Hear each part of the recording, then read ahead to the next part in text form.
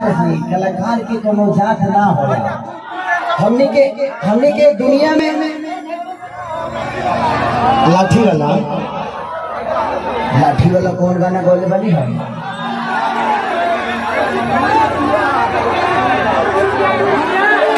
कि जादो जी के झंडा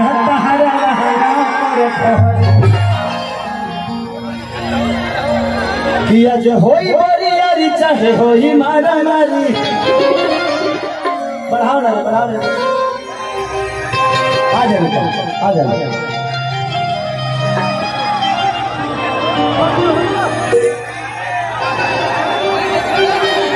और बहुत अच्छे कलाकार भी आई हैं यहाँ पे। भारती जी हैं, ये रूपा जी हैं, और उधर माही मनीषा जी भी हैं।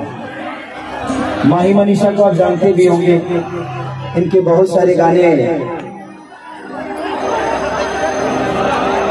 कि दहरा उठे ये राजा कमर के भीतरिया आ जाओ जल्दी। अब ये लोग जादू जी को गाना गा देता है, ठीक बा? कि चाहते जैसन चेहरा लेके आइलू कायूर में,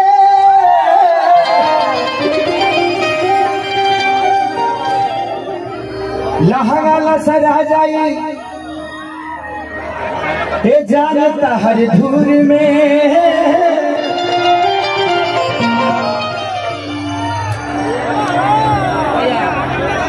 कि लाठी लेके से भइल बात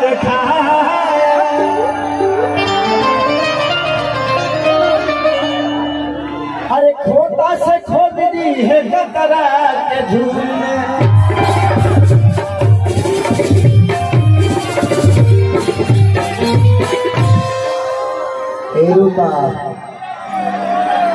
लागत है कि लॉकडाउन तोरे के ढेर सहले बा। कतना लोग के गेहूं पिसात हो चौकी में, तोर हमारा मतलब तोरे में पिसा जाता है।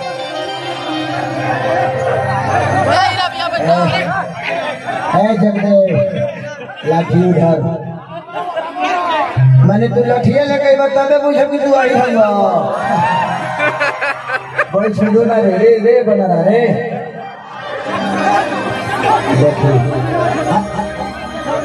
मिट्टी मत फेंकिए, आप ही के किसी भाई को लगेगा। अरे हम नाचे बिनी बस लास्ट आंसर गा देता है।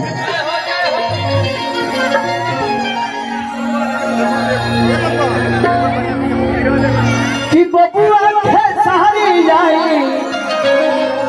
हरी रहुदा हरी,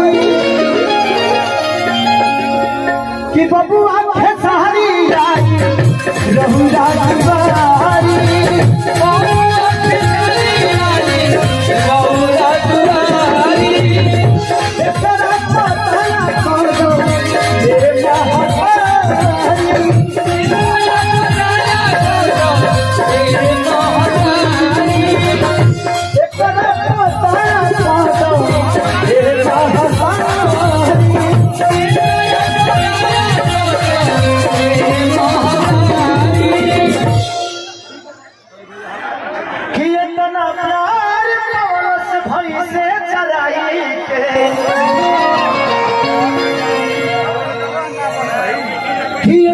प्यार पवल से भाई से चला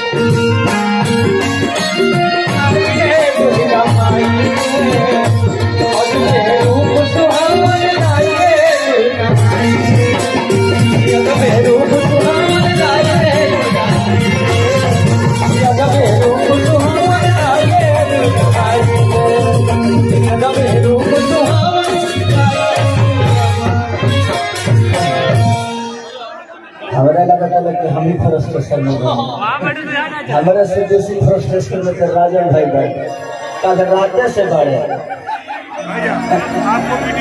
हेल्थ फ्रस्ट्रेशन में आ गया।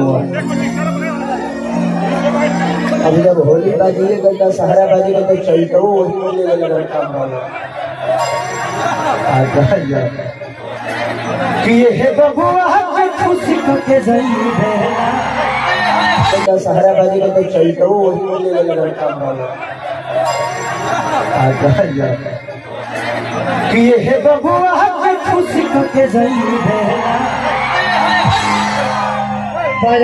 देखो भजन का होता है बाबू कि मेरिया के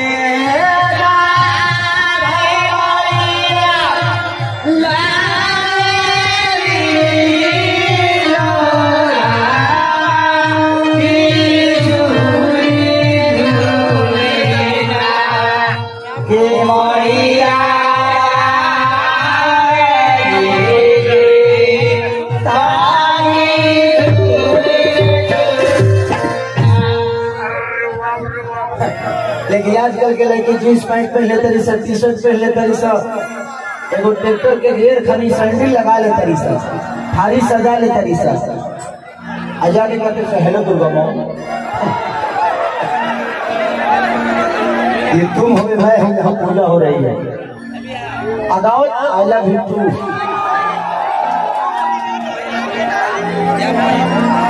आई लव यू सुन के लागत है करो कोरोना में हमें नहीं है लेकिन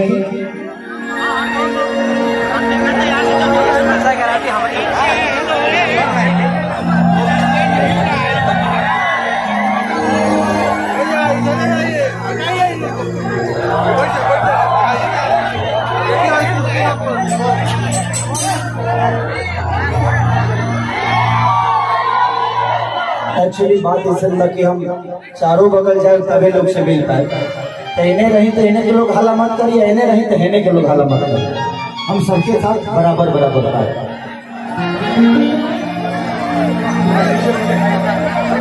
पीछे से खुलवा दी ए भाई हाई पीछा वाला पाइप खोल दो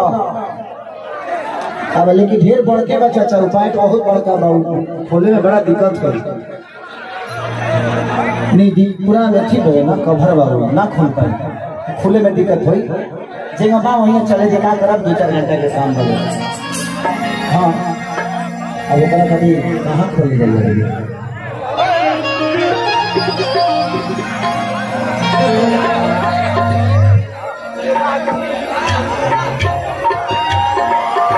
अरे एक्चुअली हमारी तबीयत आज बहुत ही 6 महीना से खराब चलता तू लोग जानते हैं कौन कारण से